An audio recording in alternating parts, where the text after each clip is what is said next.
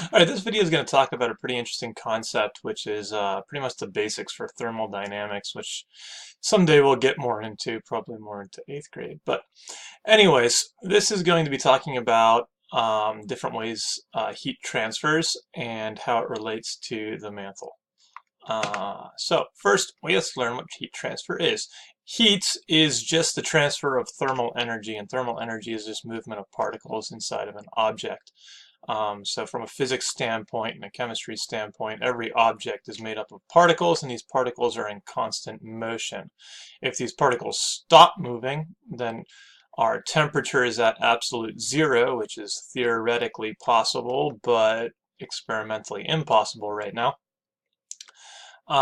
So the more these particles are moving, the faster they're moving, the more energy they have, the more thermal energy we say the object has, and the higher the temperature will be. The transfer of that energy is called heat. So heat transfer will move from warmer objects to cooler objects. It always goes from warm to cool. If you put a piece of ice in your cup, the water is warm compared to the ice. The ice's thermal energy increases because the water moves its thermal energy into the ice until you reach an equilibrium and your ice will melt into the water. And so you can think of your cup as warming up the ice cube as opposed to the ice cube as cooling down your cup. Technically, heat always transfers from hot to cold.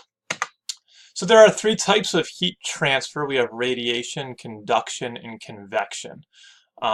Radiation and conduction are probably the easiest and simple to understand. Unfortunately for you, convection is how the Earth is going to work, so you got to know that one.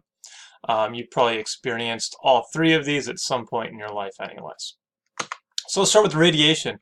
Radiation is the transfer of energy through empty space. So you can think about how the sun radiates heat onto the Earth.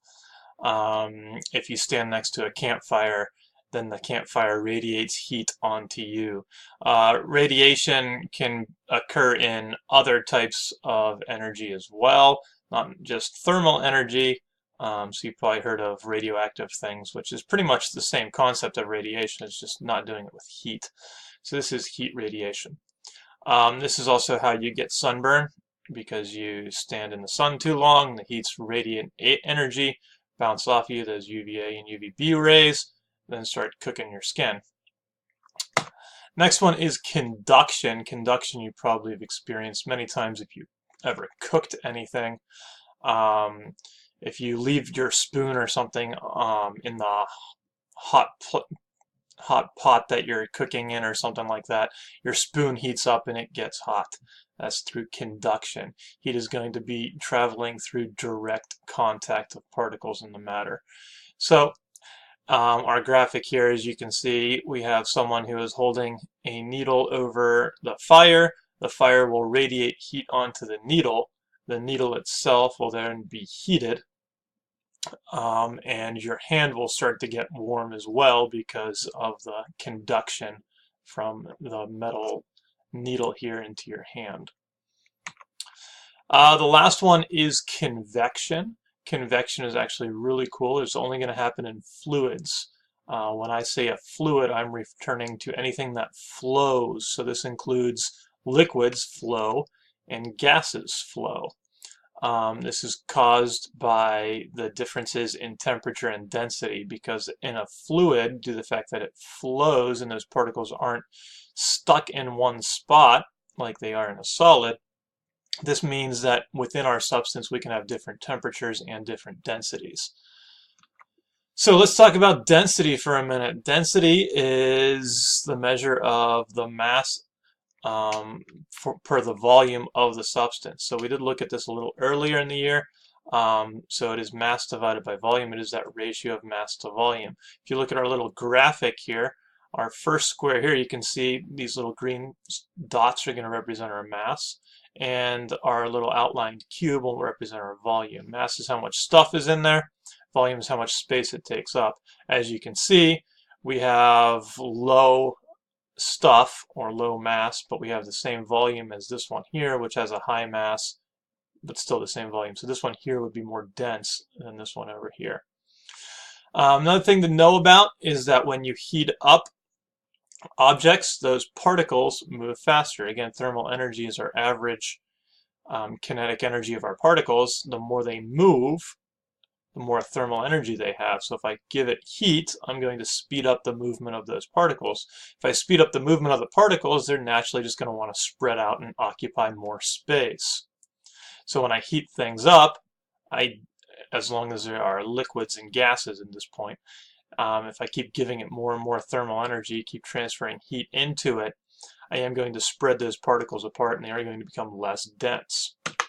So with that in mind, fluids, when they become cooler, are going to increase in density, and fluids, when they become warmer, they're going to decrease in density. So changes in density are going to create this convection current. Now if I go back to my little graphic here, you can see I am heating up the bottom of this fluid through conduction because it's in direct contact with it. That's going to heat up the particles on the bottom. They're going to get less dense, so they're going to want to move to the top, pushing the cooler ones, the more dense ones, down.